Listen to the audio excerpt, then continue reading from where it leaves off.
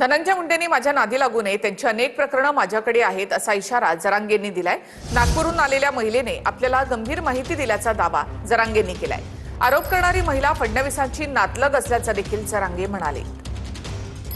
माझ्या नादी लागू नये, आणखीन तरी आमचे लोक घातपात करून पुन्हा उचकून देऊ नये त्यांनी, आणखीन तरी नादी लागू नये। तो एवढे मॅटर यायला लागलेत माझ्याकडं की भयानक। मी आणखीन हात घातला नाही, सावध होय। तोही लाभार्थी टोळी माझ्या विरोधात तू कशी लावली हे मला चांगलं माहिती। तो इतके मॅटर आले, तुला एकच सांगितलं मी, तुला हिच्यातूनच तू सावध होशील, तुला कळत असताना आता मी काय बोललो आज। रंजना प्रदीपराव नागपूरकर ही बिचारी महिला ब्राह्मणांची आज सकाळी माझ्या घरी येऊन इतकी रडत होती, तिचा नवरा सुद्धा मेलाय या टेन्शन पाहिजे याच्याचा। हे देवेंद्र फडणवीस साहेबाला माहीत नसन की तुमच्या पाहुण्याचं तुमच्या घरातलं नातं की इतकं भयान मॅटर आहे ते मला सांगितलेलं।